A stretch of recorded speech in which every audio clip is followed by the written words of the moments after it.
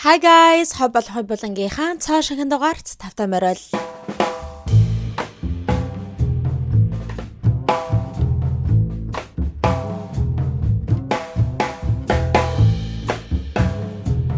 За манайхаа ингээд та бүхэндээ үзэж байгаа өдрийнх нь мэндийг хүргэе. Та бүхэнтэйгээ цоо шинхэн бичлэгтэйгээ, цоо шинхэн сэдвтэйгээ уулзаж байгаадаа маш их баяртай байна. Хэрв та нар маань санаж байгаа бол би нэг саяхан бас нэг бичлэг хийж исэн.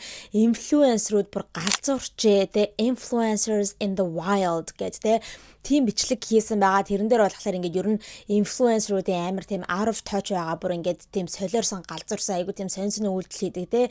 Тиймэрхүү инфлюенсеруудыг ингээд expose хийж одоо яг Америкийн TikTok дээр яригдж байгаа тиймэрхүү одоо hot topic-уудыг инфлюенсеруудын тухай hot topic-уудыг та бүхэнд хүргэсэн байгаа. Тэгээд тэр бичлэг маань хүмүүст айгүй хүрсэн байна лээ. Тэгээд иймэрхүү бичлэгүүдийг улам илүү их хийгээрэй гэдэг санал хүсэлт ирсэн учраас тэгээд би та бүхэндээ өнөөдөр одоо бараг л 2 дугаар ангийг нь болгож өнөөдөр өөр инфлюенсеруудын тухай ярьж өгөх гэж байгаа заа. Тэгээд ер нь бол ингээд би энийг бас цаашдаа хийгээд явъя гэж бодож байгаа. Яагаад гэх юм бол одоо яг Америкийн TikTok дээр тэг ингээд бараг л өдөр болгоо ингээл янз бүрийн инфлюенсер сонсон үйлдэл хийсэнтэй эсвэл заавал инфлюенсерүүд гэдэг ахгүй зүгээр нэг жирийн хүмүүс нэг сонсон үйлдэл хийгээд ингээд тэр нь ингээд илчлэгдээд булаа болсон тиймэрхүү зүйлүүд айгүйх бараг л өдөр болгон гарч ирж байдаг. Тэгээ тэр нь бас ингээд сонирхолтой байх болоо гэж бодож байна хүмүүст бусдад ягаад тэгэхээр заавал ингээд дандаа Hollywood-ийн celebrity story-нуудыг сонсоод байхгүйгээр жирийн амьдрал дээр ч гэсэндээ хүмүүс ямар сонсон одоо үйлдэлүүдийг хийдэг вэ, ичмэр үйлдэлүүдийг хийдэг вэ гэдэг тэр чинь бас ингээд gossip tea ингээд ховж болж байгаа шүү дээ. Тэгэхээр энийг бас ингээд цаашдаа өргөжлөө явъя гэж бодож байна. Би өөрөө ингээд TikTok-оо жагаад надад сонирхолтой санагдсан what гэсэн зүйлүүдийг та бүхэндээ ярьж өгч байгаа шүү, окей? За тэгэхээр өнөөдрийнхөө дугаардаар болохоор хэдүүлээ 4 ийм out of touch wilding influencer-уудын тухай ярих болно. Бас маш сонирхолтой төвхөд байгаа шүү. За манайхаа нэрээ хэдүүлээ яг энэхүү галзуу инфлюенсеруудынхаа тухай сонсохоос өмнө би саяхан сошиал медиа дээр явж байгаад ингээд надад гарч ирсэн нэгэн маш сонирхолтой бичлэгийг хамтдаа үзээтэй. За би та нартайгаа хамтдаа ингээд сууж байгаад үзье гэж бодож байсан. За би та нарт бол энэ бичлэгийг одоо шууд ингээд хамтдаа ингээд үзээ явна. Гэтэ яг юуны тухай бичлэг вэ, ямар бичлэг вэ гэдгийг нь бол хэлэхгүй заяа. Тэгээ та нар ингээд бас өөрснөө толгойн дотор бодож байгаагаар юуны тухай бичлэг юм болоо гэд заяа.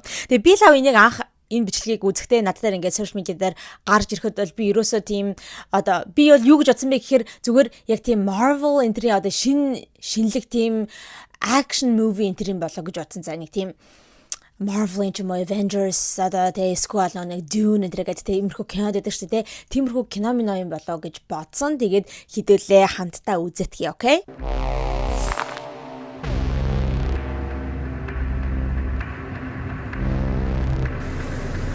Look at the beginning, guys. Харж байгаа үедээ та нар яг энэ элсэн цэлийн хэсгийг харахад бол та нарт юу санаанд орж байна?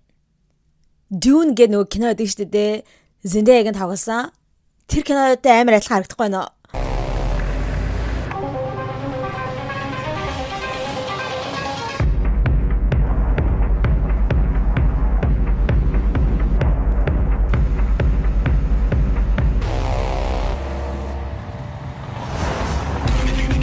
За одоо тэгээд ингээд царайнуудыг нь харсан ч угаасаа манай Монгол одоо залуучууд байгаа болохоор окей.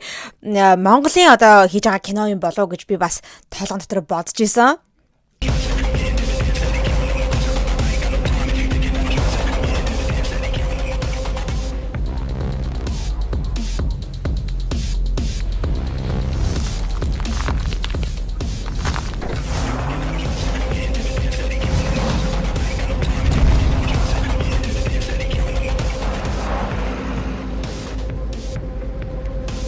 Look what it is, guys.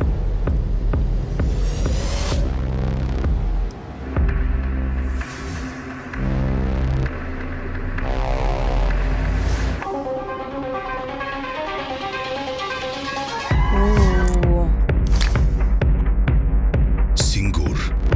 What's next? Okay, guys. So, та бүхний харсанчлаа энэ болохоор ингээд Singur branding пивнийх нь реклам байсан юм байна лээ. Гэхдээ би анх ингээд үзэхэд бол ерөөсөө реклам гэж бодож үзээгүй. Яг хамгийн ихний нөгөө desert enter дээр нөгөө говь мов дээр явж байгаа нэг тиймэрхүү бичлэг, хэлсэн зүйл дээр явж байгаа бичлэг бол үнэхээр л Dune шиг харагцсан. Тэгээ бүр ингээд цаашдаа үргэлжлээд одоо ингээд мөсөн одоо Antarctic ч юм уу болж малаар үнэхээр амар сонирхолтой байсан. Тэгэд энийг би ингээд харсан чинь Энэ сэнгүүрийнхаа энэхүү бичлэгээ болохоор ямар ч тийм AI ашиглаагүй ингээд AI ашигласан юм шиг амар гоё ингээд график энэ аягүй гоё харагдаж байгаа тест.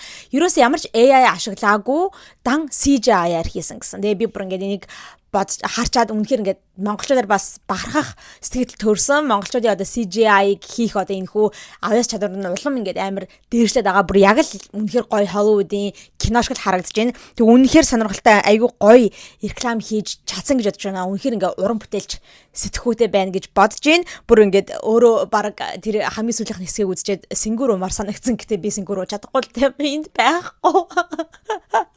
За тэгээд хамгийн сүүлд нэг what's next гэж гарч ирсэн шүү дээ тий.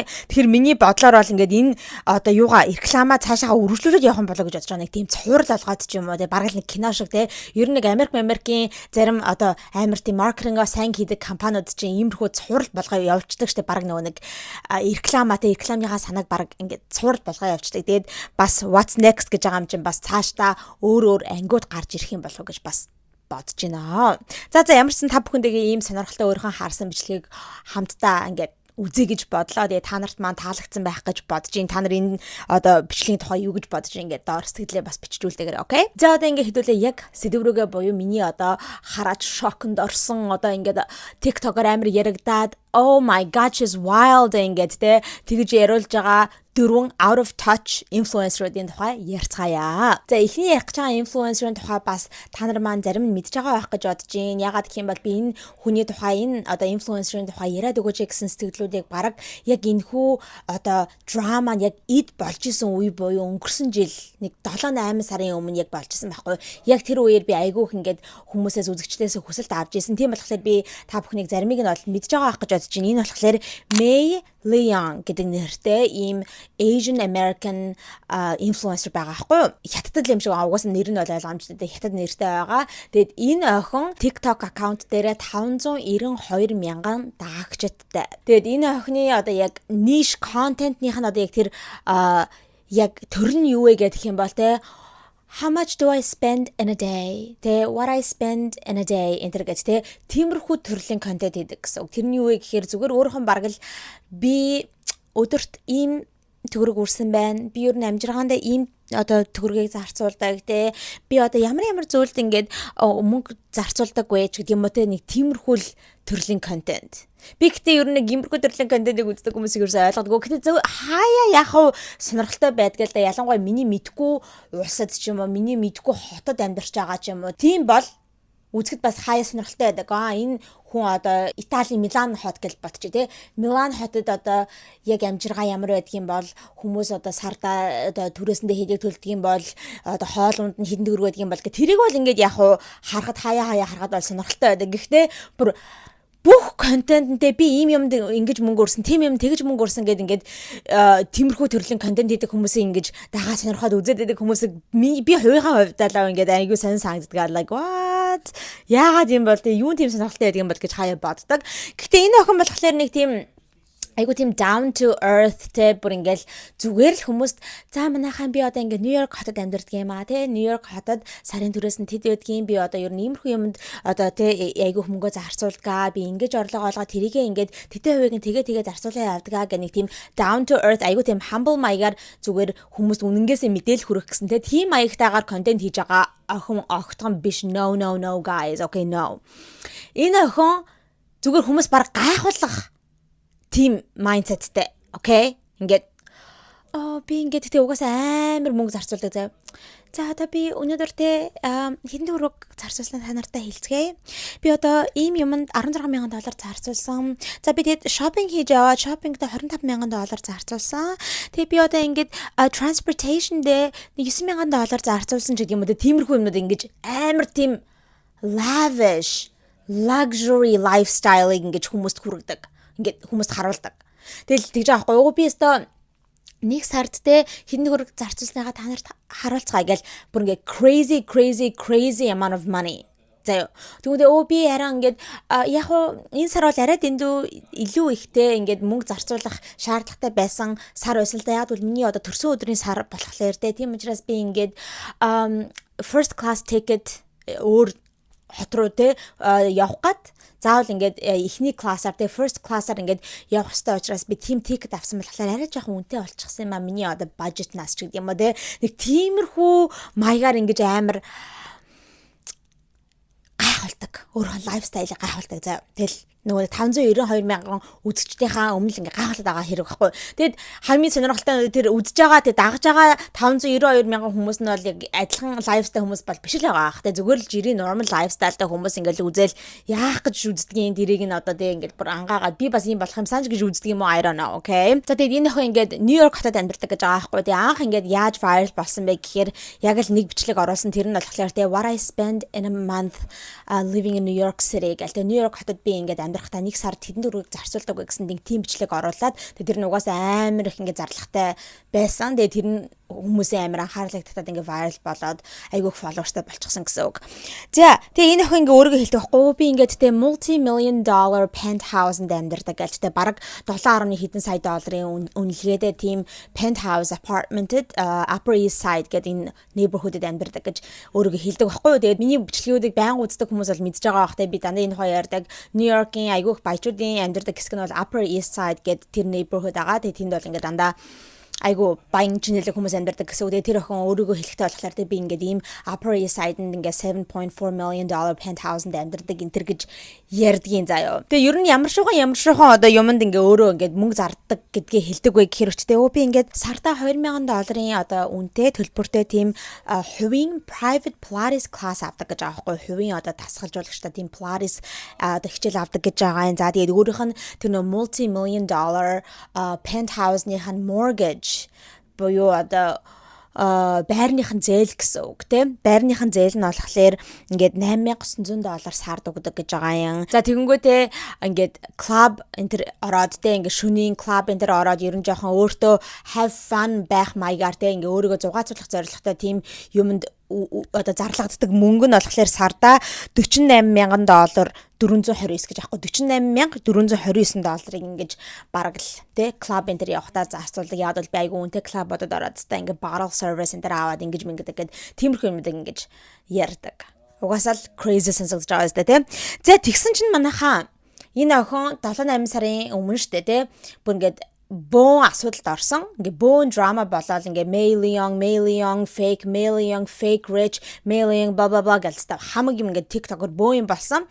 Яасан гэсэн чи хүмүүс за байж та энэ охин чи үнэхээр тийм баян байх та яг яаж баян болсон бэ те энэ одоо яг тийм айгу саятан ч юм уу тэр бомд ч юм уу тийм том бизнесмен хүмүүсийн одоо хүүхдийн болов те nepo baby юм болов гэр бүл нь ер нь ямар ажил хийдгийг ээж аав нь ер нь ямар ажил хийдгийг яаж баян болсон болоо гэд ингээд ухаад үзсэн чинь тэгээд интернетийн хүмүүс ч угаасаа амар ч тэгээд интернет дээр бол ингээ хүмүүсээс юм нуун гэж бол бараг байхгүй те ингээ бүх хүмүүс ингээ олоо мэдчихдэг. Тэгээд ухаад үзээд байсан чинь манайхаа энэ охин зүгээр хурамч fake rich байсан байгаа байхгүй. Тэрийг хүмүүс олж мэдсэн заяа. Яаж ингээ хурамч ингээ те баян биш байж худлаа баян юм шиг ингээ царайлаад юмнуудыг бичлэгнээр харуулдаг бай гэхээр нэгт айгуу тийм сонирхолтой зүйл нь хүмүүсийн олж харсан зүйл нь энэ охин бичлэгүүдээ хийхдээ нэг гадуур яваад ч юм уу эсвэл өөрийнхөө айгуу гоё тэр multi-million dollar penthouse гэдэг байгаа шүү дээ хэдэн сая долларын үнэлгээтэй тэр penthouse гэдэг байгаа тэрэндээ ингээл өрөө мөрөөгөө харуулад ч юм уу манай living өрөө ч гэдэг юм уу те ингээл хүн чинь бараг л content creator чинь tour энтрийг л явдаг шүү дээ тиймэрхүү төрлийн бичлэг ингээл байрмаараа харуулсан бичлэгийг хийхгүй өөрийнх нь дандаа бичлэгээ хийдэг газар нь болохоор өөрийнх нь шүүгэн дотор заяа closet за яг шүүгээгээ тэнгүү зүгээр нэг тийм онгойлгодог те шүүгээ шкаф биш л байгаа юм л да walk-in closet гэж байдаг ч тийм бараг л ингээ өрөө шиг жижигхэн өрөө шиг дотроо алхаж агаад ингээд юмнуудаа яадаг те юм хувцмцаа ингээ өлгцэн байдаг тийм walk-in closet дотроо дандаа бичлэг хийдэг газар сууж байгаа л заяа. Тэгээ яг ингээд тавьсан байгаа нь болохоор ингээд артлыг нь шүүг нь харагдаж байгаа шүү дээ. Шүүгэн дотор нь юу байгаа нь харагдаж байгаа. Тэнгүү дандаа ер нь ингээд luxury bag-нууд байж идэг заяа. Маш их тийм одоо том luxury брэндүүдийн Chanel, Hermes, одоо юу гэдэг Dior, Gucci, юу ч гэдэг хамгийн том гэсэн тиймэрхүү luxury брэндүүдийн цүнхнүүд, гутлнуудын ингээл дисплей зүгээр артталт нь ингээ хажуугаар нь ингээ байж идэг байхгүй юу? Тийм болохоор ингээ хүмүүс итгэцэн окей. Энэ ах үнэхээр л ингээ баян охин юм байна ингээ бодсон байгаа шүү дээ. Тэгээд хүмүүс dig deep хийгээд ингээ ухаад хөнхнөд үзсэн чинь энэ охин өөрөө ганцаараа тэр өөрөө яриад байгаа multi-million dollar penthouse гэдэг агаад ганцаараа амьдардаггүй. Найзтайгаа амьдардаг. Найзынх нь нэрийг Irene гэдэг нэртэй ийм охин байгаа юм байна. Тэр Irene гэдэг охин нь болохоор яг үнэнгээсээ баян айлын охин юмсанжээ. Баян ийм хятад айлын охин юмсанж. Тэгээ тэр хоёр ингээ хамтдаа тэрхүү апартментыг түрээсэлж амьдардаг юм байна. Ерөөсө худалдаад авчихсан байр бол биш. Түрээсэлж амьдардаг. Тэгээ сарын түрээс төлөөд. Гэхдээ энэ охины яриад байгаа шиг тийм multi-million dollar penthouse бол биш юм байна. Тэр хоёр яг гоё ер нь апартментэд орон сууцанд ингээд хамтдаа амьдардаг юм байна. Гэхдээ арайч тэр энэ охины яриад байгаа шиг те 7.4 сая долларын үнэлгээтэй penthouse бол биш. Окей? Тэгээд тэрэндээ ганцаараа ч амьдардаггүй найзтайгаа энэ хүү Irene гэдэг охинтой ингээ хуваагаад сарынхаа түрээсээ хуваагаад ингээ амьдардаг юм байна. Тэгээд тэр бичлэгээ даа closet нэ штэ тэ ингээд тэр шүүгээ нь өөрийнх нь шүүгээ биш. Irene гэдэг тэрхүү найзынх нь шүүгээ. Тэгэхээр тэр шүүгэн дотор байгаа бүх нөгөө нэг luxury, bagnууд, shoes бүх юу вэ те? Тэр нь бүгдээрээ Irene гэдэг найзынх нь гэсэн өөрийнх нь биш. Тэгээд хамгийн амар энэ охин байна шүү дээ те. Зүгээр ингээ TikTok дээр иймэрхүү бичлэгүүд хийхээсээ гадна манайхаа ингээд өөрийнх нь Instagram дээр ингээд янз бүрийн зургууд тавьж байгаа шүү дээ. Тэг хүмүүс анзаараад ясан чинь их зурган дээрээ яг нэг айгуу тийм тансаг одоо юу байгаа байхгүй одоо байгальтай газар ч юм уу эсвэл тансаг нэг тийм бүр гоё ор таршилт тийм шиг зураг авахулчихсан те тийм амар гоё vacation spot амар үнэтэй vacation spot resort буудлын дээр давхуулсан юм шиг тиймэрхүү зургнууд байгаа юм заяа. Гэтэ тэр зургнуудыг харангууд ерөөсөө энэ охин өөрийнхөө царайгаа ингэж гаргасан зураг биш аргашаага харцсан марцсан зургнууд байна гинэ. Тэгээ хүмүүс жоохон сэжиг аваад те яагаад энэ яг иймэрхүү luxury байдлаа харуулсан зургнууд дээр өөрийнхөө царайг гаргахгүй байгаа юм болоо гэд хүмүүс тэр зургнуудыг нь хайгаад үзсэн чинь энэ охин өөрийнх нь зураг биш манайхаа нөгөө нэг Irene гэдэг найзынх нь зургнууд байвал яг уу найзынхаа тэр Irene гэдэг охиныхоо Instagram-ныхаа зургнуудыг ингээд заримыг нь зүгээр татаж аваад яг өөрийнхөө зураг юм шиг болгоод өөрийнхөө Instagram дээр тавьчихдаг. Тэгээ ер нь нэг жоохон араас нь харахад бол те ер нь биенийх нь байдал тэр пропорц ч юм уу те ер нь адилхан биеийн пропорцтой болохоор хүмүүс ялахгүй. Тэгээ угаасаа хинч юу гэж яаж утсан хүмүүс хүний зургийг худалдаагаас тавьж ингэж бодохгүй шүү дээ те. Тийм учраас ингээ хүмүүс итгэждэг байсан юм байна. Тэгээ хүмүүс бүр тийм 2 3 зургнуудыг ингээ олж ингэж авч те бүр analyze хийсэн байгаа байхгүй. Тэгэд энэ охин чинь бас ингээд айгүйх хаяа айгүй тийм тансаг luxury машинуудын дотроос ингээд бичлэгээ хийдэг заяа. Ингээд Rolls Royce ч юм уу янз бүрийн тиймэрхүү luxury машинуудын дотор. Тэгээ хүмүүс ингээд ягаадсэн чинь бас ингээд судлаад үзсэн чинь ер нь тэдэр нь бол өөрийнх нь ингээд машин бол биш. Зүгээр rental car-нууд. Зүгээр ингээд машин түрээсэлж авчгаад нэг өдөртөө ч юм уу нэг цагийн турш ч юм уу тиймэрхүү luxury car-нуудыг түрээсэлж аваад нэг контент хийлээ. Эсвэл нэг таньдаг хүмүүсийнхаа ингээд тийм luxury car-нууд ингээд контент хийлээ тэгэл яг өөрийнхөө юм шиг болгож харагдуулдаг. Тэгэд ер нь энэ охин өөрийнхөө платформыг, өөрийнхөө TikTok-ыг бол зүгээр л ингээд тийм fake persona дээр ингэж байгуулсан байгаа байхгүй юу? Өөрөө ерөөсөө тийм хүмүүс харуулад байгаа шиг те. Би нэг сард $161,000 үрсэн гэд тийм одоо амар баян айлын охин юм шиг тэгэж тийм байдлаар өөрийнхөө платформыг бий болгосон. Яг үүндээ бол тийм охин биш байсан. Тэг хүмүүсийн ярьж байгаа нь болохоор бас ингэж л хэлээ л дээ. За яг энэ охин жоохон гайгүй амьдралтай айлын охин байх. Гэхдээ өөрийнх нь харуулад байгаа шиг те сардаа $161,000 өрөөд ахаар нэг тэр бомтны охин шиг те тийм охин бол биш.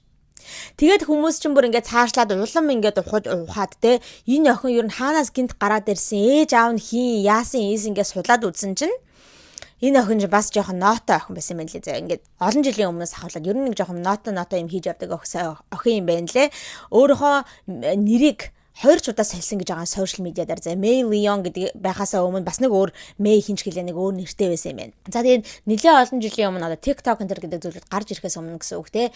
Айгүй их тиймэрхүү Twitter дээр, Instagram дээр тийм meme аккаунтуудыг ингэж хөгжүүлдэг байсан юм байна. Янз бүрийн meme энэ ингээл тавьдаг аккаунтууд байдаг шүү дээ те. Тийм meme аккаунтыг ингээд 2 3 аккаунтуудыг айгүй хөгжүүлээд айгүй их followersтай болоод за тэгээд айгүй их ингээд engagement аваад айгүй их followersууд аваад ирэнгүүтээ тэрүүгээр одоо ингэж мөнгө олдог байсан байгаа байхгүй. Тэр meme аккаунтаараа те нэг брендийг сурталчлаа. Тэр meme аккаунтн дээр ингээ оруулаад өгье. Тэгэх юм бол ингээ надад мөнгө төлгээд сурталчилгааны мөнгө төлгээд те тиймэрхүү маягаар ингэж мөнгө олдог байсан юм байна лээ. Тэгж жагаад ингээд meme аккаунт одоо meme-нууд яаж engagement авсаар агаад сүүлдээ тэр аккаунтаа зарчдаг ч юм уу те тиймэрхүү байдлаар ингэж аяг мөнгө олдог байсан юм байна лээ. Түүнээс гадна хүмүүс энэ охины Depop аккаунтыг нь олж авсан ба. Depop гэдэг нь болохоор ингээ Америкт байдаг нэг тийм сайт байдгийн өөрийнхөө хуучин хувцсуудыг зарж болдог сайт. Ингээ хувь хүн өөрөө ингээ Depop дээр ороод ингээ юм хумаа ягаад тэ надад ийм хувцас байна тэдний хөргөөр аавра гэж тэ. За тэгээд тийм Depop аккаунтн дээрээ өөрийнхөө хуучин хувцсуудыг зарах биш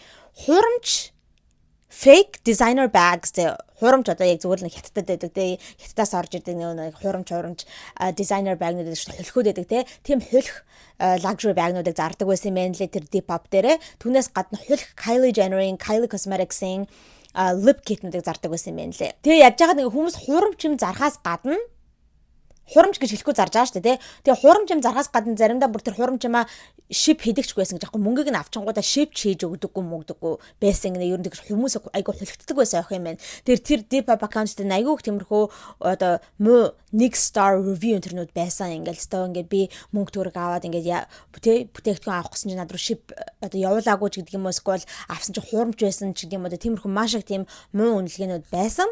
За тэгээд цаашлаад улам ингээд энэ охиныг одоо гэр бүлийг нь шалгаад үзсэн чинь ээж аав нь бас жоохон ноотоо хүмүүс ирсэн байна лээ. Ээж аав нь нэг тийм буфе ажилладаг байсан гинэ. Буфе хоолны газар тий.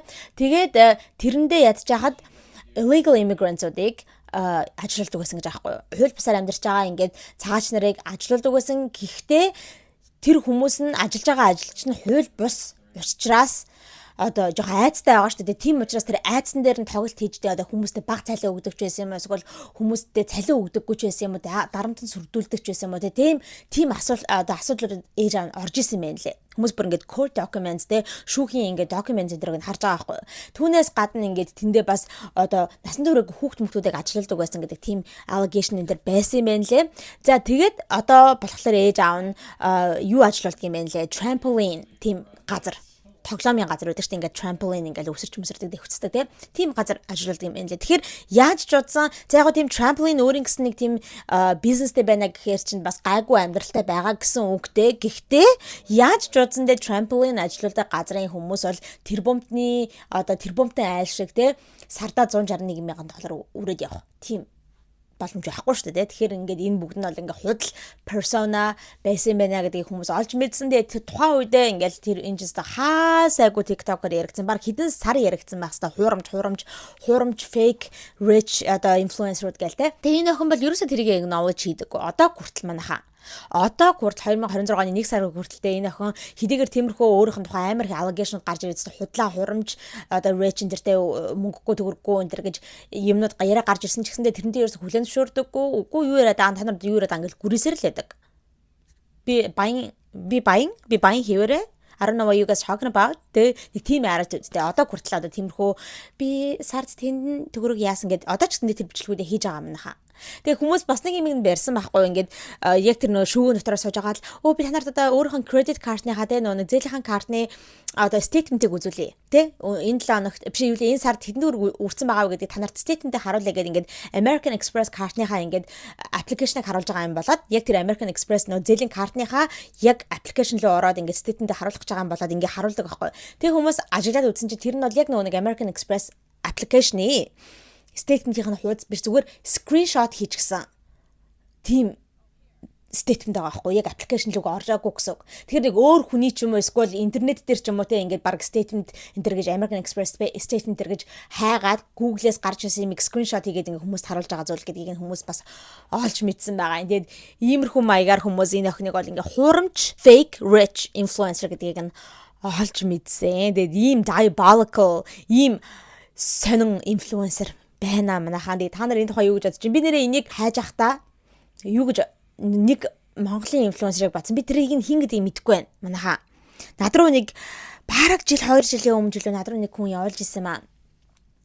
Нэг таньдаг хүн маань. Тэгсэн чинь нэг Монгол инфлюенсер гэж байгаа байхгүй. Би яг хэн байсан бол нэг л эмэгтэй байсан. Тэгээд яг бас ингээд тиймэрхүү байдлаар баригдсан байсан гэсэн те. Нэг ийшээ тийшээ яваал те гадаа дотоод яваал айгүй тийм luxury буудалмууд дарцсан байгаагаар ингээд зураг мураг авахуулаадсэн чинь тэр зүгээр Photoshop хийчихсэн. Зүгээр нэг те яг Google-ээс ороод тэр fancy хотелны зургийг нь баг ингэж юу ангуудаа өөрхөн зургийг аваачаад ингээ Photoshop хийчихсэн тиймэрхүү бас нэг эмгтэй байсан билээ шүү дээ манай Монгол инфлюенсер. Тэгээ тэр нь бас ингээ баригдчихсэн гэдгсэн. Тэгэхээр яг тэрнтэй адилхан санагдсан байхгүй. Тэгэхээр ер нь хаа газар тэгээ иймэрхүү хуурамч инфлюенсерүүд бас зөндөө байдаг юм байна. Let's calculate together what I spent in December. My rent here in LA was $14,125. Alright guys, одоо хэдүүлээ 2 дахь diabolical influencer-ийн тухай ярьцгаая. За тэр нь болохоор Tara's World гэдэг нэртэй ийм аккаунттай TikToker эмэгтэй байгаа. Tara Lynn гэдэг өөрийнх нь нэр баггүй. Тэгээ яг аккаунтных нэр болохоор Tara's World гэжсэн. За тэгээ энэ эмэгтэй бол миний мэдхийн би бол энэ эмэгтэйг яг 2020 онд энэ төр амар үздэг байсан. Бүр тийм амар сонирхож үзээд байдаг гэж зүгээр ингээ 1 2 3 жилийн үзчих дахин free page дээр чинь гарч ирээд байдаг шүү дээ. Тийм инфлюенсер ахгүй тийм TikToker би ингээ бас нэлээд контентуудыг нь хардаг байсан. Тэгээд сүүлийн нэг 2 3 жил бол них гарч ирэхээ болчихсон. Би минийх дээр юус гарч ирэхээ болчихсон. Гэхдээ тэглээгээд тэр хүн ч одоо TikTok хийгээ болцсон гэсэн үг биш шүү дээ. Тэгээ одоо хүртэл ингээ хийгээ явж байгаа. Айгүй том инфлюенсер болчихсон юм байна лээ. 5.1 сая followersтай юм байна л одоогоор. Тэгээ энэ эмэгтэй надад гарч ирэхгүй байж байгаа нэг саяхан яг 2 сарын өмнө гиг үнтнийг бичлэн гарч ирээ. Тэгээ би хүүе нэр ийм инфлюенсер байдаг шүү дээ. Энийг таг мартчихэж гээд тэгээ бичлэгийг нь орж үзсэн. За тэгсэн чинь энэ эмэгтэй сая бөөн асуудалд орсон. Нэг тийм драманд орсон заяа. Би бол тэр драмыг нь харчгаад энэ драма нь болохоор яг 12 сарын 31-ний үеэр тэг яг нэг шинэ жилийн үеэр гарч ирсэн драма. Тэгээ би энэ тэр драмыг нь харч энэ нэмэгтэй нэр дандаа л драманд л ороод явж байгаа юм даа л гэж бодсон. Яагаад вэ гэхээр би тэр 2020 он ингээ хаяа надад тэр юм гарч ирдэг байсан гэсэн чинь 2021 онд тэр үед ч гэсэндээ айгүйх тийм controversy авдаг байсан зөө хил аманд ордог байсан. Хамгийн том хил ам нь юу байсан бэ гэхээр энэ нэмэгтэй өөрийнхөө pet bird заяа ингээ тижээвэр шууга ингэж бэлгийн дарамтанд оруулдаг гэд нэг team эвгүй allegation явдаг байсан. Окей. Айгу эвгүй сонсогдож байгаа зү. Тэгээ энэ эмэгтэй чи өөрөө ингээд айгу тийм амтанд хайртай би амтанд айгу хайртай гэл. Тэгэл айгу амтантай байдаг гэсэн маа ингээл муур зуур янз бүрийн амтантай. Тэгээд нэлийн ганц байлуу 2 3 жил ямар ч юм тоттой заяа. Parrot тийм шуутай. Тэжээр. Яагаад энэ rumor нь гарч ирсэн бэ гэхээр айгүй эвгүй нь юу вэ гэхээр энэ эмэгтэй өөрөө ингээд бичлэг хийж ахтай те тэр шууных нэр нь хэн байлаа Harry ч лөө Marty гэдэг байсан заяа. Marty юу штэ Marty sexually attracted to me энэ гэж ярьдаг байсан заяа ингээд бичлэгэн дээрээ. Marty-г шуугаалж ааш. Marty ингээд юу яад штэ намайг ингээд те тийм sexual-нүүдээр харддаг штэ надад ингээд татагддаг юм а гэсэн нэг тийм утгатай сони юм яриад хүмүүс л what the fuck are you talking about тэгээ юу гачи юм яриад байгаа яаж шуу чин чамд ингээд sexually attracted байх ингээд те тэгсэн чинь ингээд тайлбарлаж байгаа байхгүй та нар мэдсэн ингээд шууны яг арт хэсэгт нь гинэ арт хэсэгт нь эсвэл яг далавчныхын доор ингээд хүрэн штэ те тэр нь шууг ингээд arouse хийж өгдөг гинэ шуунууд ингээд хийтэнд орж байгаа одоо сэрэл нь хөдөлж байгаа гэсэн үг юм байна. Хэрвээ яг тэр газруудад нь хүрэх юм бол. Тэгсэн чинь ингэж яахгүй би тэр тухай ерөөсөө мэддэггүй байсан. Тэгсэн чинь нэг удаа ингээд хаяа би ингээд те шууныхаа ингээд сугны доор ингээд алфчныхаа доор ингээд хурж мөрөөд арт марталт ингээд илэнгүүд ингээд манай шууд айгу сонирн болоод ингээд сүлдө бүр орилж мөрлөөд ондог байсан гэнэ. Гэж орилж мөрлөөддөг байсан гэнэ.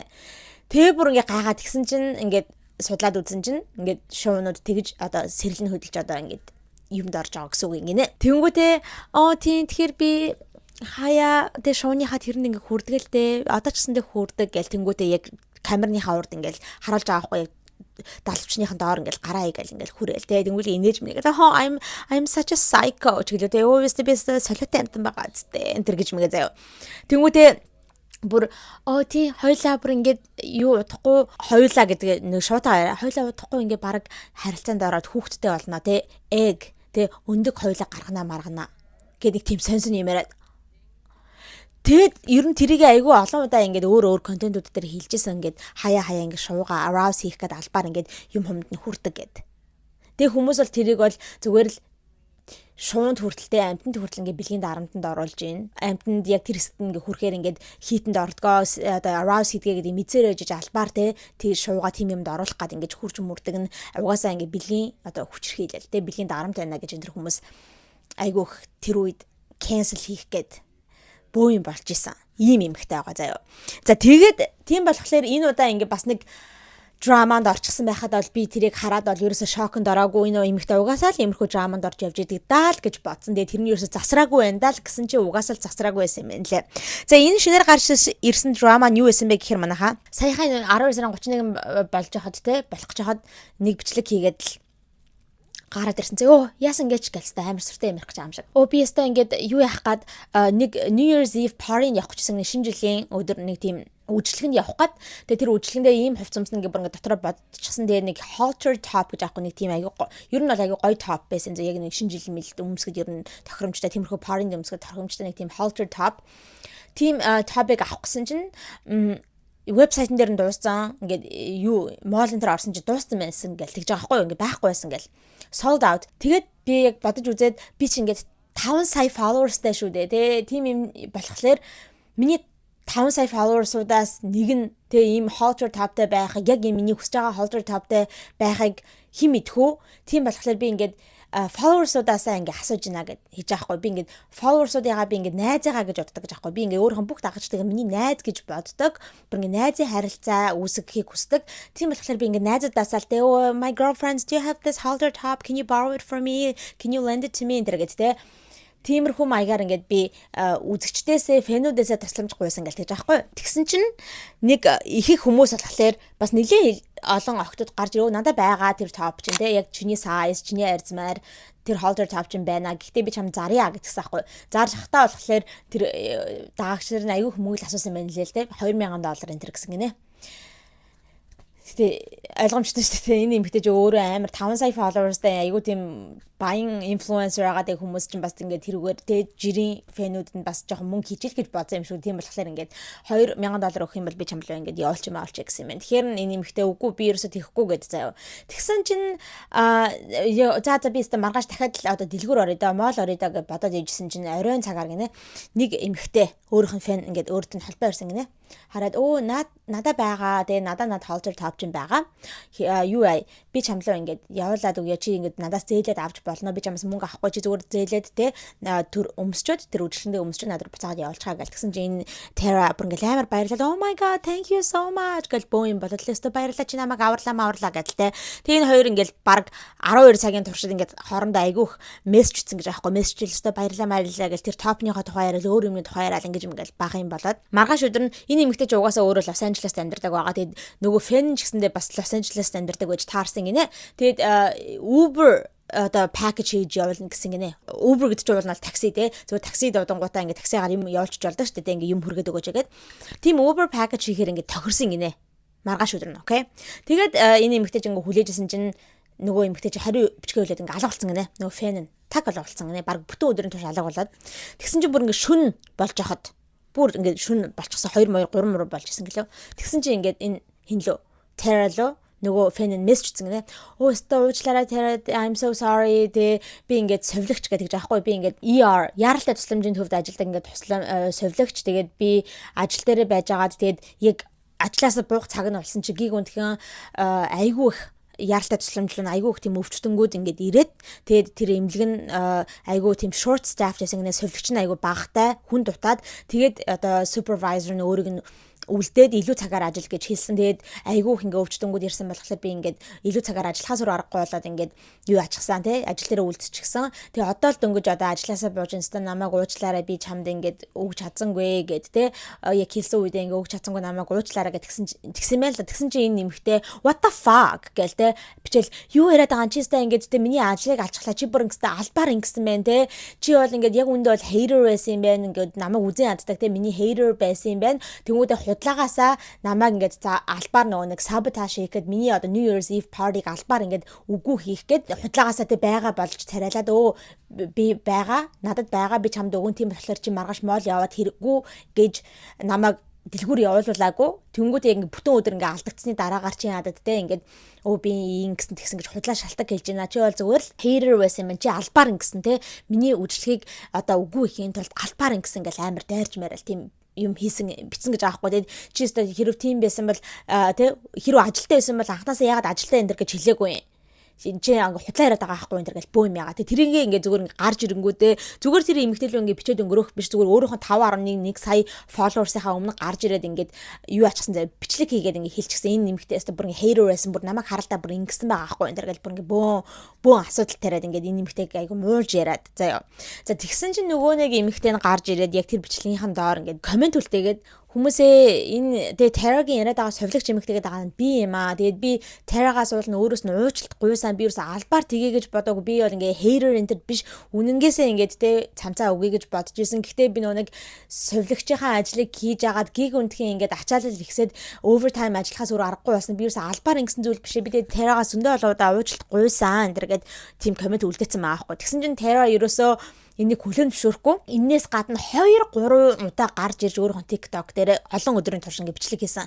За энэ эмгтэйг л байшаа гэдэг аахгүй. Үгүй наа чи худлаа ярьж байгаа юм те. Албаар ингэ намайг үнэхээр яг hater учраас ингэх гэсэн. Ерөөсөө өөрийнх нь ярьж байгаа юм ерөөсөө doesn't make sense те. Хэрэг бүр анханасаа л ингэ би нэрээ юутай шүү. Тэ маргааш shiftтэй шүү, ажилтай шүү. Би ингэ совлогч юм би маргааш эмчилгээ рүү очиж ажиллах хэрэгтэй. Тэгээд overtime хийх одоо магадлал байгаа. Тэгээд тэгэх юм бол ингэ надад тэр мэрийг ингэ тайлбарлаад хэлсэн бол би ойлгоод те окей гэд арай жоохон өөр цагт уулзаж юм хамаа авъя гэд ингээд тохиролцох байсан. Тэгтэл ингээд намайг хүлээлгчээд бүр ингээд миний ажлыг алж хайчаад ингэж байгаа нь угаасаа албаар байсан гэл тест амар их юмнууд ингээд постнууд хийгээд байгаа байхгүй. Тэгээд үзэгчт нь болохоор те just so fed up with her. Угаасаа энэ нэмэгтэй чинь дандаа иймэрхүү controversy янз бүрийн хил аманд драманд орж явж байгаа болохоор хүмүүс бүр залхахчихсан дээ энэ Tara-гаас.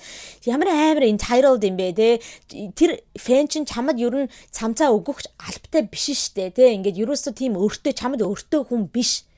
Тэгж яагаад ингэ сайхан сэтгэл гаргаад өгөө гэдгсэн. Тэгээд хүнд ямар ч асуудал гарч болно. Тэгээ энэ нэмэгтэй чинь бүр яаралтай тусламжийн төвийн совлогч гэж юм. Тэгээ совлогч нар чинь ингээд хаяа яг үнэхээртэй ингээ ажиллаа яж хат нь гинтхэн өвчтөнгүүд ихсэд унахаараа үнэхээр overtime одоо ажиллах шаардлагатай болдог. Тэр үед ингээл чам руу ингээл бичээд цуухгүй яана би ажиллах болчлаа шаардлагатай болчлаа гэд тийм зав мав гарахгүй шүү дээ. Хүнийг ингээ ойлгож явах хэрэгтэй. Тэг ялангуяа иймэрхүү эрүүл мэндийн салбарт ажилладаг эмч совлогч нарыг ойлгож явах хэрэгтэй. Ямар амар out of touch юм бэ? Чи баг өөр шигээ адилхан зүгээр ингээл инфлюенсер хийгээл ингээл бичлэг хийгээл сууж байгаа хүн гэж боддөг юм шүү дээ. Наад хүн чи ажилтай хүн байгаа зү гэл ер нь ихэнх хүмүүс тэр эмхтэйг ингээ өмөрч ийсэн.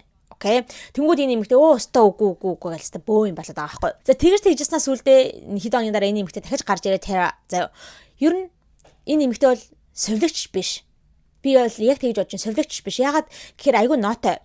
Наад эмэгтэй чинь өөрөө совлогч гэж байгаа юм. Тэгээд тэгсэн мөртлөө надтай анх холбоо ярихтаа өөрийнх нь TikTok-ноос ингээд мессежсэн гэж аахгүй. TikTok аккаунт нь энэ эмэгтэй тэр фэн нь influencer янз бүрийн content creator хүн биш мөртлөө тэрхүү TikTok аккаунт нь 200,000 дагагчтай байсан гэж аахгүй аль үшэний. Тэгсэн мөртлөө ямар ч видео ямар ч тийм контентнууд байхгүйс өөрөх нь пэйж дээр 0 posts мөртлөө 200,000 дагагчтай. Окей. Өөрөх нь зураг мурагч байхгүй зүгээр юм хар юм баг profile picture энтертэй. Тийм байж ич яаж 200,000 дагагчтай байх юм бэ те. Тэгэхээр угаасаа ойлгомжтой ингээл энэ одоо дагагч магчтай ингэж худалдаж лавсан те бот мод худалдаж лавсан ийм юмхтэй байх. Тэгээ худалдаагаасаа ийм драма надтай үүсгэж агаад өөрөө улам ингээд алдартай болоод ингээд engagement аваад followers илүү нэмж аваад ингээ өөр content creator болъё гэсэн ийм санаа бодол баха. Энэ нэмэгтэйгийн энтер гэж тэгж байгаа байхгүй юу. Тийм болохоор би ерөөсөө энэ нэмэгтэйг те яг үнэнгээсээ совлогч гэж бодохгүй байна. Энтер гал амар ингээл байшигэл унсан. Тэгээд бөө хитэн оны турш ингээ бөө юм болж байгаад хүмүүс юу бодож эхэлсэн бэ гэсэн чинь манайхаа энэ зүгээр хуурамч. Энэ бүх scenario, энэ бүх drama хуурамч. Зүгээр л fabricated. Tara өөрөө тэр совлогч эмэгтэй. Совлогч эмэгтэй тэр фэн. Тэр 200,000 ер нь бодгоор яг жоохон эвгүй л байгаа юм те. Тэр ерөөсөө ямар ч тийм пост энэ хийдэггүй хүмүүртлээ 200,000 дагагчтай зав TikTok дээр. Тэгээ яаж яагаад нөгөө нэг тэр фэн нь Tara ингээд айгүй олон юм ингээд постнууд хийгээдсэн болохоор ингээд өөрийнхөө тэр TikTok аккаунтн дээр тэр фэн нь ийм юм биччихсэн байсан. За манайхаа би ингээд те хэдэн өдөр ингээд юу яхаар шидлээ. TikTok-оос ингээд бүр log off хийхээр шидлээ. Бүр ингээд гарахаас шидлээ. Би бүр ингээд хэдэн өдөр цаашдаа ингээд ерөөсөө контент энэ дэр пост энэ дэр хийхгүй. Би уул нь бол пост айгүй хийх дуртай, хайртай тэгсэн мөртлөө одоо би завсарлага авахар шидлээ. Ягаад гэвэл ингээд Terra-гаас болоод айгүйх ингээд backlash аваад байгаа болохоор гээд. Тэр нь айгүй жоохон сонирн байгаа юм. Угаасаа ягаад вэ гэхээр бодоод үзтээ ямар ч тийм угаасаа пост хийдэггүй байсан хүн мөртлөө би цаашдаа пост хийхэ боллоо гэхээр энийг айгүй авцалгаагүй байгаа зү тий. Тэр мэрийг нь харахад бол угаасаа нотой байгаа юм. Тэгэд хүмүүс энийг бол тэр nurse сувлагч эмэгтэй фэн эмэгтэй бол Terra өөрөө. Тэр 200 мянган дагагчтай тэр аккаунт нь Terra-гийн backup аккаунт нь. Ер нь нэг иймэрхүү том амар хідэн сая followersтай иймэрхүү TikTok-рууд чинь дандаа нэг тийм 2 дахь 3 дахь backup аккаунттай байдаг шүү дээ. Тэр backup аккаунт нь арай жоохон гол main аккаунтыгаа бодох юм бол бага дагагчтай нэг 100 мянга ч юм 200 мянга ч юм 300 мянга ч юм уу те нэг тийм өөр хоёрдоо тусдаа нэг аккаунт байгаад байдаг шүү дээ те хаяа тэрийг ингээл хүмүүс чинь зарим content creator-ууд private болгочдаг тэнгууд нэг private Chris Club ч гэдэг юм уу те одоо чинь би байлаа гэхэд те яг Instagram дээр шал өөр Instagram нэмгөө те private ануугийн club гээл те зөвхөн ингээ би өөрөө ингээ request-ээр одоо хүмүүсээ сонгож ингэж оруулдаг, дагагчтаа авдаг. Тэгэл ингээл бараг л хувийнхаа юм хамыг шеэр хийдэг те. Нэг тиймэрхүү ер нь backup аккаунтад айгүйх байдаг те инфлюенсеруудын хувьд. Тэг хүмүүс бол энэ бол тэр аккаунт нь бол Terra-гийн нэг тийм хуучин хэрэгэлдэг байсан backup аккаунт нь ах. Тэгээд худлаагаасаа ийм драма гаргаж ирээд худлаа өөрөө тийм сувлагч эмэгтэй фэн эмэгтэй болж ингэсэн болгож ингэж ийм худлаа хурамч драма өөрөө гаргаж ирээд тэгэхээр яах вэ? Илүү хүмүүсээс үзэлт аавна, илүү их engagement хандлт аавна. Тэр тусам нь үзэлт нэмэгдэх тусам мөнгө нэмэгдэнэ. Тэ ийм яг санаатай байсан гэж бодож байгаа. Тэгээ би энэтэй бол айгүй санал нийлэхээр байгаа. Яагаад вэ гэхээр хүмүүс энийг олж харсан байгаа байхгүй юу? Би бас энийг харж ирсэн. Өөрөө анзаарсан байхгүй юу? Тэр фэн нь сувлагч нь нэг одоо би та нарт одоо тэ Terra-тай ямар шохон юм бичлэлсэн бэ тэ мессежээ ингээ харуулъя гэж скриншотоо явуулсан байхгүй скриншотоо ингээ пост хийсэн TikTok дээр.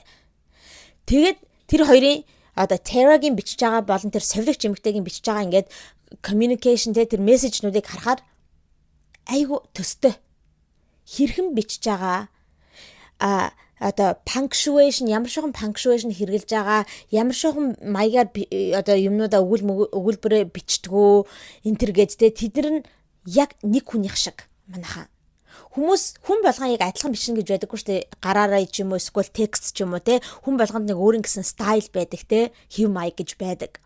Тэгээ тэрийг харахаар ер нь айгүй тийм яг л нэг хүн бичсэн юм шиг. Одоо жишээ нь миний яг анзаарсан юм юу гэхээр Америкт ер нь манайхаа нэр англи хэлэн дээр зөвхөн Америкч гэхгүй англи хэлэн дээр ер нь I гэдэг үгийг бичнэ шүү дээ те B гэдэг үгийг бичихдээ дандаа том үсгээр бичдэг том I хэдийгээр тэр нь өгүүлбэрийн эхэнд орсон ч вэ өгүүлбэрийн дунд орсон ч вэ өгүүлбэрийн сүүлд орсон ч вэ I гэдэг үгийг дандаа томоор бичдэг жижиг I-аар бичдэггүй одоо same thing with God за одоо бурхан гэдэг үг шүү дээ God гэдэг үгийг дандаа том G-гээр бичдэг өгүүлбэрийн эхэнд орсон ч вэ дунд орсон ч вэ хойно орсон ч вэ ер нь тийм байдаг. Тийм учраас ихэвчлэн дандаа хүмүүс I гэдгийг бол дандаа томор бичдэг текст бичиж байгаа ч гэсэндээ ихэнх хүмүүсийн утас нь бол automatically ингээд шууд жижиг I тавьсан ч гэсэндээ ингээд засаад өчтөж штэ том I болгоод тэгсэн байдаг. Тэгсэн чинь Terra болохоор дандаа бүх юмыг өгүүлбэр бүгдийг нь жижигээр эхлүүлдэг байхгүй. Уул нь бол өгүүлбэрийн эхний үсгийг ингээд томоор бичдэг шүү дээ, тэ. Ихэнх хүмүүсийн утасны тохиргоон ч гэсэндээ тийм байдаг, тэ. Automatically өгүүлбэр эхэлж байгаа бол эхнийх нь үсэг нь томоор байдаг. Гэтэл Terra дандаа өгүүлбэрээ жижигээр эхлүүлдэг байхгүй, тэ. I enter гэдэг үгээ дандаа жижигээр бичдэг байгаа байхгүй. Тэгсэн чинь нөгөө нэг сувлагч эмэгтэй нь бас яг адилхан I-ыг жижигээр бичдэг, өгүүлбэрүүдийг дандаа жижигээр эхлүүлдэг байгаа байхгүй, жижиг үсгээр эхлүүлдэг. What a coincidence, right? Айгу сонирхол байгаа зү. Тэг хүмүүс ингэж ажигласан байхгүй. Яг ингээд өгүүлбэр зүйн одоо хив маяг хэрхэн бичиж байгаа нь хэрхэн одоо таслал маслаа хаан тавьж байгаа энэ төр нь бүгд ер нь яг энэ хоёрын хооронд адилхан байсан. Тийм учраас хүмүүс бол энэ сувлагч эмэгтэйг бол яалтчгүй Terra гэж бодож байгаа. Тэгээ би бол энэтэй санал нэг байна. Тэг хүмүүс энэ яагаад Terra ингэж байгаа вэ гэхээр ойрд наадах чинь бас хэдэн сарын өмнө гарч ирээд л ёо миний одоо санхүүгийн асуудал хэцүү байгаа. Тэгээ би ойрд ингээд айгүй их одоо санхүү айгүй хэцүү байгаа учраас би бүр Beverly Hills дэх хэдэн сая долларын үнэлгээтэй байшингаа зархаа сур аргагүй болж байгааг ярьж исэн. бүр тэрийг айгүйх ингээ ярьжсэн байхгүй бүр ингээд mortgage төлж чадхаа болчихсон. Тэгээ угаасаа иймэрхүү хэдэн сая долларын үнэлгээтэй юмнуудыг кинж бол ингээ баг юу ааж аваад идэг шүү дээ шууд кэш төлж аваад идэггүй за яг бүр ингээд амар хагас цацсан сайтангууд тэр бомтонгууд бол ингээд кэшээр авдаг л яхал да ойлгомжтой. Гэтэ ихэнх хүмүүс бол mortgage тэ урьдчилгаа тавьж байгаа л mortgage хийгээл ингээд зээлээр л авдаг шүү дээ тэ. Тэгээд энэ юмхтэй би бүр ингээд ойрд ингээд ерөөсөө нэг сайн мөнгө олохгүй байгаа болохоор ингээд баг mortgage төлж чадахгүй байгаа. Энтергээ ярьдаг байсан. Тэгээ энэ нэмэгтэй чинь бас нэр OnlyFans бас хийдэг байхгүй юу? TikTok хийгээс гадна OnlyFans дээр бас тиймэрхүү контент дээр хийдэг. Тэгээд манай санхүүгийн financial advisor манай санхүүгийн зөвлөгч над руу бүр нэг удаа залгаад Tara чи энэ 7 хоногт яг тэр OnlyFans дээрээ ингээ контент хийж мөнгө олохгүй бол чи на байшингаа алдлаа штэ энэ гэж бараг бүр над руу залгаж ирсэн. Тэгэхээр би одоо ингээ хэрэгтэй тэгэх хэрэгтэй энэ ярьжсэн. Тэгээ сүлд саяхан гарч ирээд тэгээ би байшингаа зархаар шийдсэн. Ингээд үнэхээр afford хийж чадхаа байлж байгаа. Тэгэхээр одоо жижигхэн байшаа авах гэж байгаа тийм болохоор ингээд зарж байгаа энэ ярьжсэн. Тэгээ ер нь бас ингээд ярьжсэн байхгүй. Би ингээд ойрд ер нь айгүй хяналт буураад байгаа. Мөнгө маань буураад байгаа. Манай social media manager бүр ингээд залгаад Tara чиний одоо ингээд мөнгө төрөгч айгу муу агаад байна. Engagement ч айгу муу агаад байна. Өөр янз бүрийн юм олж мэдээ энэ төр гэж те. Олж хий одоо ийм өөр сонирхолтой контент олж хий энэ төр гэж намайг манай social media manager хүртэл ингээд намайг шахаад байгаа энэ төр гэж ярьжсэн. Тийм болохоор би яг байгаадтай манайхаа боломжийн байгаад хандлтанд буураад мөнгөнд буураад ирэнгүүт ийм драма өөрөө үүсгэж гаргаж ирээд тэндээсээ үзэлт engagement аваад ингээд одоо мөнгө илүү их одоо цалин авч байгаа гэсэн үг social media-гаас. Энийг бол үнэхээр байж болно гэж бодож байгаа. Та нарын талаар юу гэж бодож чинь байж болно гэж бодож чинь үгүй гэж бодож байна. Тэгээд бид нар бол яг таг идэж олж бидэж чадахгүй те. Гэхдээ ихэнх хүмүүс бол энийг бол яалтчгүй Tara өөрөө гаргаж ирсэн зохиомл драма гэж бүр бат итгэчихсэн байгаа. За ийм сонирхолтой сонин эмэгтэйн тухай ярьж өглөө. Yesterday I posted a TikTok asking if any of my followers had this like specific halter top that I wanted to wear on New Year's Eve. Alright guys, дараагийнхаа influencer-ын тухай ярий. Дараагийн маань diabolical out of touch influencer хинбэ гэхлээр Hailey Bailey гэд энэхүү TikToker эмэгтэй байгаа. Та нар бас энэ эмэгтэйг сайн мэддэг байх. Ер нь маш алдартай TikToker. Одоо яг хэдэн followersтай байгааг нь хараад 10 сая байна уу гэж бодож шүү. Oh my god. Одоо 16 сая болчихсон юм байна манайха. 16 сая followersтай ийм TikToker эмэгтэй байгаа. Тэгээ энэ эмэгтэйг та нар юунаас айгүй сайн мэдэж магадгүй бэ гэхлээр 2024 оны Met Gala-гийн үеэр boycotting, canceling influencers, celebrities гэдэг нэг тийм хөдөлгөөн явагдчихсэн шүү дээ, яг Met Gala-гийн үеэр.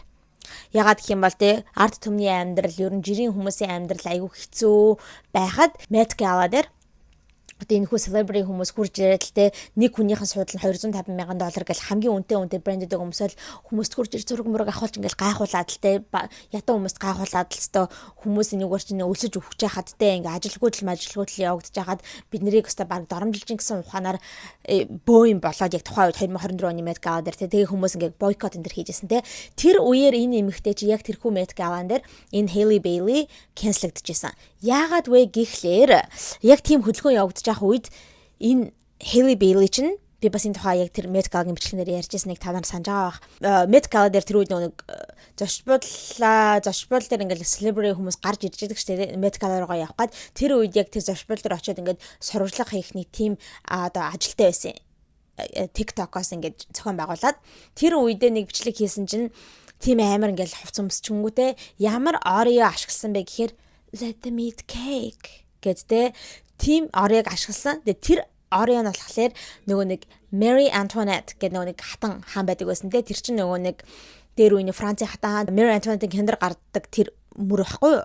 Let them eat cake. Тэр нь болохоор ингээд түүхэнтэй болохоор яг хүмүүс тэ хатан хаан дээр очиод Marie Antoinette дээр очиод хатантаа ингээд тэ арт түмэн бүр ингээд өлсөөд ядуураад айгу хэцүү байна гинэ өлсөөд байна идэгэн байхгүй нэ гэсэн чинь нөгөө нэг хатан хаан нь өөрөө ингээд амар баян болохоор хүмүүсийг баг өлсөж байгаа нэр гэдгийг ойлгохгүй тэ баг өлсөх гэдэг юу байдгийг ойлгохгүй let them eat cake боёо тэ өлсөд байгаа бол баг зүгээр тэднэр торт л өгөөчтэй тэ торт ид гэж хэлэлдэг гэж байгаа юм шиг тэ тэгэд арт түмэн өлсөд идэх талах байхгүй хахад яаж торт байх юм тэ тийм болохоор нэг тийм жоохон эрх мэдэлтэй хүн ядуу хүмүүсийг дарамжилж байгаа маягийн тим одоо мөр байгаа байхгүй юу? Тэр Oreo-г яг Met Gala дээр let them eat cake гэж ашигласан болохоор бөө юм болоод cancelагдчихсэн. Ийм эмэгтэй байгаа. Та нар тэрийг санаж байна уу? Санаж байгаа байх гэж найдаж байна. Let them eat cake. За энэ эмэгтэй одоо ингээд айгүйх дахиад backlash аваад унсан заа ойрын үед. Яасан гэсэн чинь манайхаа энэ эмэгтэй урд нь гэрэлж исэн. Одоо салчсан 2015 онд Америкийн хөл бөмбөгийн NFL player болох Matt Kalil гэдэг залуутай гэрэлж исэн. За тэгээ 15 онд гэрлээд 2022 онд энэ нэмэгтэй салах шийдвэрээ гаргаад одоо өргөдлөө өгөөд тэгээ салсан байгаа. За тэгсэн чинь манайхан Hailey Bailey өнгөрсөн 11 сард Twitch streamer Marlon Garcia гэдэг залуугийн Twitch streamд нь ороод ингээ ярилцсан байгаа байхгүй юу? Хамтдаа сууж агаад ингээ стрим хийгээд. Тэр үедээ нөгөө husband-ийнхаа тухай ярьжээ, хуучин нөхрийнхаа тухай ярьжээ. Яагаад салах болсон бэ гэдэг тухай ярьсан юм байна. Юу гэж ярьсан бэ гэхээр манай хуучин нөхрийн нөгөө package нь бэлэг эрэхт нь бүр амар томоо. Бүр ингээд хүнд байгаад ахааргүй том. Бүр ингээд нийт бараг хүн амын тэ дэлхий дээр амьдарч байгаа бараг нийт хүн амын ганцхан хувьд нь 0.1% нь л бараг ийм хүн байдаг бах. Тэгэд тийм хэмжээний том эрэхтэнтэй бэлэг эрэхтэнтэй гэж ярьсан байгаа байхгүй юу. Тэнгүүдээ бүр ингээд жишээ өгч мөгөө заа. Бараг л ингээд 2 ширхэг Coca-Cola-ны 2 ширхэг юм шилийг ингээд өрөө тавьчихсан юм шиг, дээрээс нь ингээд өрөө тавьчихсан юм шиг тийм том бэлэг эрэхтэнтэй гэж ярьсан байхгүй. Тэгээд бүр тийм болохоор бит хоёр бэлгийн харилцаанд орч чаддаггүй байсан. Ягаад гэвэл бүр хэдийгээр ингээд нөхөртөөгөө хүсээ бэлгийн харилцаанд орё гэсэн ч гэсэндээ бүр тийм том бэлэг эрэхтэнтэй болохоор ингээд бүр амар өвдгөөд би бүр ингээд уйлаад бүр ингээд өвдөлтөөсөө болоод уйлаад тийм болохоор ингээд орч чаддаггүй байсан. Тийм болохоор бит хоёр хизээч тийм бэлгийн харилцаанд бараг ордоггүй байсан. Тэгээ бүр айгүй хэцүү байдаг байсан. Тийм болохоор бит хоёр бүр ингээд эмнэлэг явдаг байсан. Эмнэлэг явж үзсэн. Тэгээ therapist, сэтгэл зүйн одоо тиймэрхүү зөвлөгөө мөвлөгөө авч үзсэн. Гэхдээ сэтгэл зүйн зөвлөгөө авлаа гэж сэтгэл зүйч ямар одоо манай нөхрийн эрхтнийг нь жижиг одоо shrink хийлгэж өгч чадах биш боломжгүй юм чин.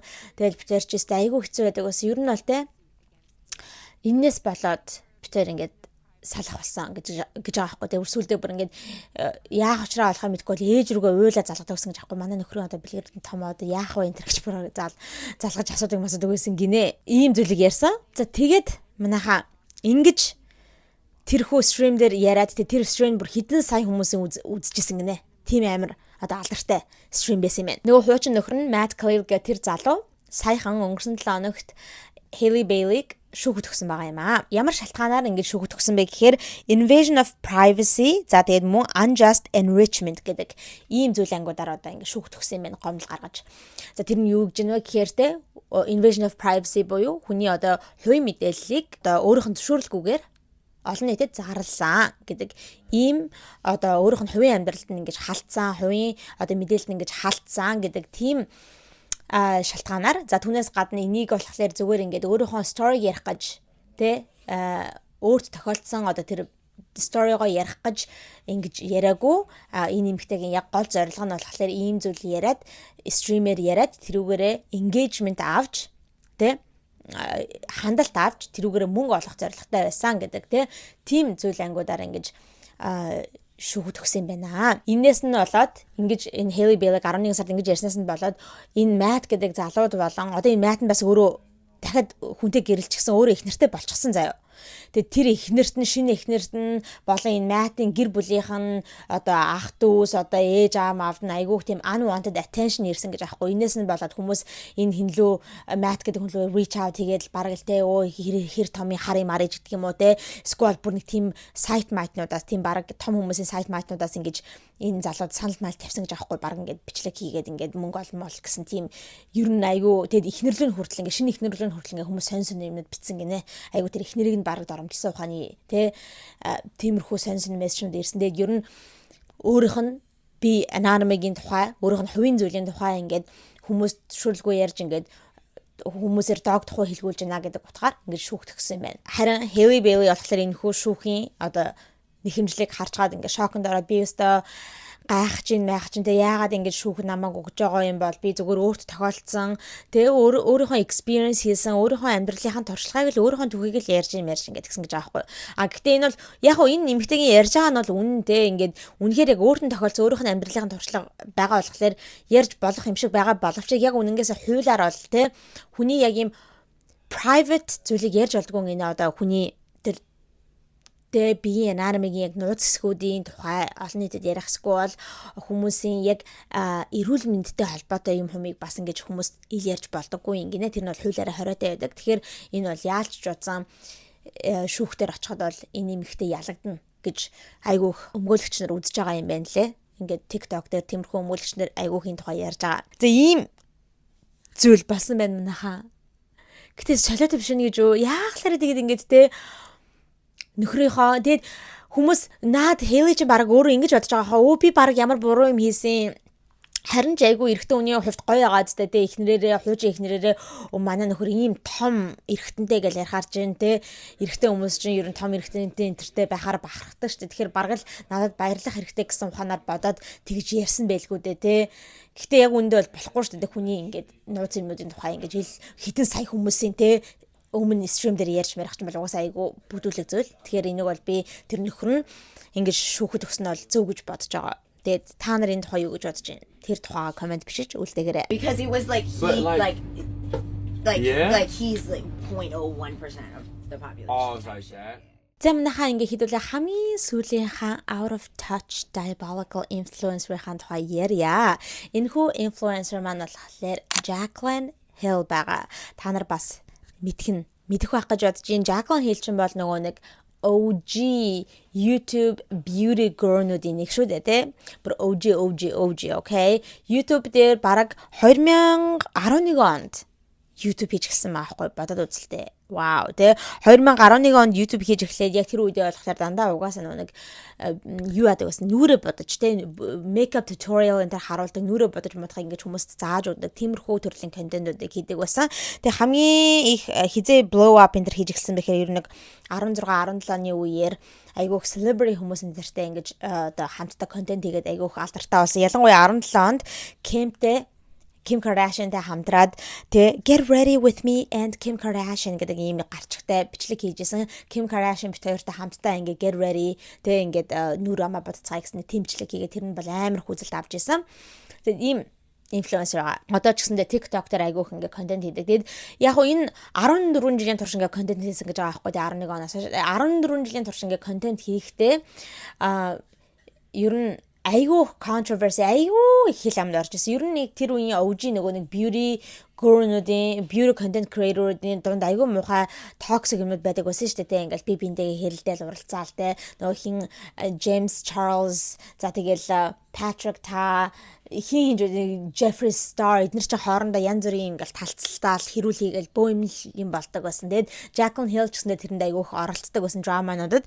За энэ нэмэгтэйгийн ойрд гарч ирж байгаа те ямар байдлаар out of touch байгаад байна гэхээр шүү дээ те. Саяхан 12 сар тахгүй онгорхоос өмнө нэг бичлэг хийсэн тийм үү те.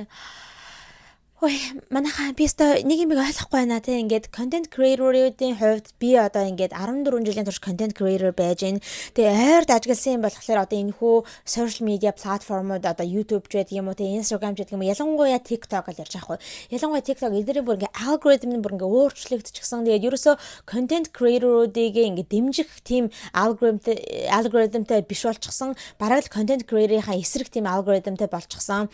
Би ингээд хаяадаа ингээд TikTok-н дээр бараг л нэг 7 хоног 2-7 хоног бичлэг хийхээ болчингууд намайг бараг тэр бичлэг хийсэнгүү гэдэг дээр те ингээ бараг шийдэж байгаа юм шиг заримдаа ингээд миний TikTok-ыг одоо хүмүүст харуулхад болчихдаг. Миний одоо TikTok-нууд те айгүйх бага үзэлт аваад байна. Миний сүүлийн үед те ингээд авж байгаа одоо үзэлтүүд бол үнэхээр муу үзэлтүүд байгаа. Би ч бүр ингээд 1.2 сая followersтай дагагчтай ийм одоо хүн шүү дээ. Тэгж яагаад би ингээд бичлэг тавингууд бараг хэдхэн мянган хүн үздэг ч юм уу те. Энэ би I don't know what's happening энэ гэж мэгээлцээ. Би ерөөсөй ойлгохгүй байна.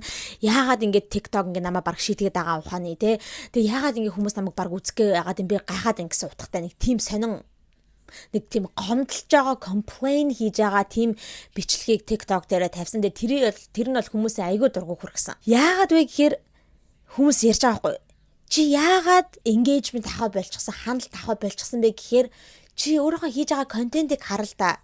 Ерөөсөө relatable байхаа болчихсон. Жирийн яг өөрийнхөө үзэгчдтэйгээ ингээ relate хийж холбогдох тийм ямар ч контент хийхэ болчихсон. Чиний одоо хийдэг контентууд чинь зүгээр л өөрийнхөө lavish lifestyle-ыг ингэж хүмүүст гайхуулах. Айгу амар тийм үнэтэй маншинд амьдардаг байгаа байхгүй юу. Тэгэл харуулж байгаа бичлэгүүд нь ёо манайхаа би ингээд Thanksgiving манай талархлын баярын одоо үжлэг одоо болох гэж би ийм талархлын баярын зоогийг одоо хүмүүсээ гураад ийм зоог үжлэг хийх гэж ингээл харсан чинь баг 20 хэдэн хүний судалтай юм хаашаа бүр ингээд гэр дотроо амар тансаг юм ширэмэрээ заяа. Тэгэл ийм бүр ингээд зочтой зөрүүлээд ийм их вайн авсан гэл миний вайны цуглуулга гайл заяа бүр ингээд цуглуулга юу зүгээр айгүй lavish lifestyle-ыг харуулж байгаа байхгүй юу. Тэгэл ерөөсөө ингээд үзэгчтэйгээ ингээ холбогдох юмнуудыг урд нь хийдэг байсан шиг ингээд нүүр бодох юм ийм баг хийхэ болчихсон ингээ хүмүүст ингээл авсан айгүй их ингээл үнэтэй юмнуудыг харуулдаг заяа. Ингээл ийм их cosmetics ингээл бүр ингээл хүмүүс ихэнх нь бол ингээл cosmetic ингээл үнэтэй юм авч чадахгүй байгаа хүмүүс байхад тэгж яхад одоо ингээ хүмүүс харуулж хат надад ийм их cosmetics ингээл баг ингээл амар ороорн дүүрэн баг ингээл амар үнэтэй брендийн нүүр бод одоо будаг заяа. За тэнгуүтэй манайхаа би та нараас юм асуух гэсэн. Би ингээд ийм хоёр цүнх авах гээд алиг нь авахаа мэдэхгүй болохоор хоёулыг нь авчихлаа гэж байгаа байхгүй. Хоёулаа амар үнэтэй luxury brand заяа. Ингээд $2,000 $3,000 цүнхнүүд байгаа байхгүй. Тэнгуүтэй би алиг нь авахаа ингээд мэдэхгүй болохоор хоёулыг нь авчихлаа. Тэгээд та нар надад одоо шийтгэд маань туслаад өгөөч энэ гэсэн маягтайгаа заяа. Тэгээ иймэрхүү төрлийн контент гэдэг. Эсвэл би бол ингээд Stanley Holic гэж заяа. Шүүгээ харуулж байхгүй шкафа. Юуныхаа галтгооныхоо. Тэгээ ингээд онгойлгосон чинь Stanley Cup-нууд гэдэг чинь усны савнууд. Тэр нь бүр ингээд өрөөстэй бүр хідэн 2-3 юм юугаар тавцангаар өрөөстэй баахан Stanley. Тэгээ Stanley ч уул нь өөр бас усны аяга мөртлөө үнэтэй штэ тэр чинь хэд өдөлөө $40 гэдэг ч үлээ $60 гэдэг ч юу лээ тэр хавцаа ер нь бол үнэтэй ордог тэгж яхад тийм олон 2-3 давхраар нь тийм давцангаар нь ийм Stanley энтертэй жирийн амьдрал дээр байгаа жирийн одоо дундаж амьдралтай хүмүүст ч юм уу зүгээр ингээд яг ажиллаа хийгээ ингээд цалингаа аваа явдаг хүмүүсний хувьд бол тийм имийг харахаар ингээд relate хийх юм байхгүй байгаа тэгэхээр ер нь бол ойрын үед ойрын үед бол улам их. Гэтэ ер нь ч гэсэн ер нь тийм байдаг лсэн л да. Хүмүүс ямар зүйлтэй, ямар одоо content creator-тэй айгүйх ингэж relate хийж тийм хүмүүсийг үзэх дуртай байдаг вэ гэхээр айгүй тийм authentic байгаа. Ялангуяа энэ орчин үед айгүй authentic байгаа яг үнэнгээсээ жинхэнэ байгаагаа л харуулдаг. Хүмүүст ингээд ерөөсөө дүр үсгээд ингээд байгаад байдаггүй яг л жирийн юм харуулдаг. Тэгэл яг жирийн өөрийнхөө амьдралыг харуулдаг би ингээд өглөө босоод ингээд тэгсэн гэд тэнгууд хүмүүс би ч гэсэндээ тэгдэг штэ. Тэгэхээр энэ хүнтэй би бас адилхан ингээд юм хийдэг юм ингээд нэг тийм relate хийхийг хүссэн контент л хүмүүс айгүй үзхийг хүсдэг. Тэгж яхад одоо урд нь бол яг энэ инфлюенсерүүд ч одоо энэ Jacqueline Hill байна. Түүнээс гадна Michaela Niger гэдэг бас нэг эмэгтэй байдаг Би бол тэр эмэгтэйг 2020 онд анх гарч ирж ахтан л үздэг байсан. Яг ковид үеэр Ulta дэлгүүрт ажилладаг байсан. Нүүр боддог тийм эмэгтэй байсан. Тэгж байгаа л одоо бүр амар followersтай болчихсон. Одоо тэр эмэгтэй чинь ингээл бүх одуудтай баг найз олчихсан Тэгээ тэр эмэгтэйгийн ч гэсэн зааш нь ер нь амар өөрчлөгдсөн байгаа нь харагддаг шүү дээ Бас л айгуу тийм out of touch болчихсон. Урдных шиг хийдэг байсан контент нь байх болчихсон. Одоо баг ингээл хийж байгаа контент нь би $200,000 дэлгүүрээс гараад юм аваад ирлээ гэж баахан luxury bag магнуудыг харууллаа л Тэгээ хуучин ингээд дурлаж үздэг байсан. Үзэгчд нь бол тийм имийг хараад нэг өөрсөнд гоё биш аа шүү дээ. Тийм болохоор ингээд үзэхээ болоод байгаа байхгүй юу. Тэнгүүд энэ хүмүүс энэ content creator-д ойлгохгүй яагаад хүмүүс намайг үзэхэ болчих вэ гэд яагаад бол хүмүүс тийм lavish ингэж чамаа гайхуулж байгаа luxury lifestyle-ыг харуулж байгаа юмыг үзэхийг хүсэхгүй чиний өмнөх хийдэг байсан гоё authentic зүйлүүдийг ингээд үзэхийг хүсдэгэ гэдэг яг ингээд ойлгодоггүй. Тэгэд бүр тийм амар out of touch буюу ямар ч тийм мэдрэмжгүй бүр ингээд хийсвэр болчихсон гэсэн үг. Тэгэд энэ Jacqueline Hill бүр ингээд энэ бичлэгээс хойш айгүй ингээд backlash авсан. Тэгэд энэ эмэгтэй ингээд айгүй ингэж backlash авч агаад нэг арай жоохон бас юугаа өөрчлөөд нэг контентийнхаа байдлыг өөрчлөлт гэх юм нэг контент хийсэн байхгүй видео. Тэр нь болохоор ингээд надтай хамт манай гэрээг цэвэрлцгээе гээл. Тиймэрхүү бичлэг байдаг шүү дээ тийм бичлэг хийж байгаа. Тэгсэн ч гэсэндээ ер нь айгүй тийм another level өөр luxury амьдралыг нь харагдаж байгаа байхгүй яа тэгэхээр тэр том байршиндаа хоёр давхартаа гараал ингээл юм цэвэрлж байгаа байхгүй тэгээд баахан ор морныхоо даваа маав ингээд солиол юмдаа хийгээл сагсанд хийгээл тэгээ тэрийг доошогоо одоо нэг давхарлууга laundry room руу аваач хата зүгээр шатаараа буугаад ингээд аваад ирж болно шүү дээ. Тэгэхгүйгээр нэг газар ороод одоо нэг хэсэг рүү очил нэг коноп дараал тэгсэн чинь тэрний юу байсан бэ гэсэн чинь лифт байшин дотроо өөр ингэсэн лифттэй. Тэр лифттэй онгоолгонгуудаа сагсаа хийгээд явуулчих байгаа байхгүй доошоо доо давхарлууга. Тэгээ дараад нь өөрөө зүгээр шатаараа бууж байгаа. Тэгээ хүмүүс энэ өөрөө бүр ингээд зүгээр жирийн амьдралтай хүмүүс шиг адилхан болох гэдэг жирийн хүмүүс шиг ингээд relate хийх гээд ийм гэрээ цэвэрлэцгээ гэдэг жирийн хүний хийдэг юм контент хийх гэсэн ч гэсэндээ still out of touch байна. Бүр ингээд заавал тэр лифтний хэсгийг оруулах шаардлагатай байсан уу гэдэг те хүмүүс нэг тиймэрхүү юмэг айгүйх ярьж энэ эмхтэйг шүүмжилж айгүйх ингэж доогдох уу хийж байгаа. За ийм байна. Тэгээд та бүхэн маань Jacqueline Hill-ийн тухай юу гэж бодож байна? Тэгээд ер нь бол би иймэрхүү content creator-уудыг аягүй ажиллаад байдаг л да. Зөвхөн Jacqueline Hill ч гэдэлгүй түрүүн би mention хийсэндээ Michaela Nogueira ч өөр зөндөө олон TikToker-ууд байдаг, content creator-ууд зүгээр аягүй тийм humble амьдралтай эхлээд угаасаа иймэрхүү TikToker-ууд чинь аягүй хүмүүс чинь YouTube ялангуяа Америктэй ингээ хүмүүс YouTube болон TikTok энэ төр айгүй мөнгө олдог штэ бүр маш их мөнгөтэй. Айгүй хурдан баян болчоо тэрийгээ ингээд хүмүүс ингээ гайхуулж ингээд тэрийгээ ингээд контент руугаа оруулах нь айгүй баг буруу. Тэгэхээр ингээ хүмүүсээс ингээ engagement-тэй алдаад байдаг байхгүй юу? Яг л хүмүүс relatable байхыг хүсдэг учраас. Өөр та нар бас яг иймэрхүү жирийн айгүй гоо authentic байдаг байжгаад нэр алдар түрээд мөнгөтэй болоод ирэнгүүтээ контент нь ингээ өөрчлөгдөд амар тийм юм гайхуулсан төрлийн контент хийдэг болчихсон тиймэрхүү контент creator-уудыг та нар мэдэх бол доор нэрийг нь бичээрэй заяа. Миний санаж байгаагаар л энэ хоёр л байна. Гэтэ бас өөр хитэд байдаг юм аа. За ийм байна манайха. Та бүхэндээ ийм сонирхолтой out of touch бүр ингээ diabolical дөрөв инфлюенсеруудын тухай ярьж өглөө. Тэгээ ойрд айгүйх ингэж хүмүүсээс хүмүүсийн яриа болоод байгаа. Тэгээ цаашдаа ч гэсэндээ иймэрхүү инфлюенсер зөндөө гарч ирэх байх иймэрхүү инфлюенсер драманууд. Тэгээ тэр бүгдийг та бүхэндээ бас хүргээд явах болно цаашдаа. За манайхан та бүхэнд бичлэг таалагдсан байх гэж найдаж байна. Хэрэг бичлэг таалагдсан бол лайк дараарай. За тэгээ channel дээр subscribe дарж амжаагүй байгаа бол subscribe дараарай. За миний Instagram account right here. Instagram-ыг нь бас дагаарай. За ингээд дараагийнхаа хобол болгонгаараа цоо шинэ хэмжлэгтэйгээ уулзалтлаа. Түр баяртай.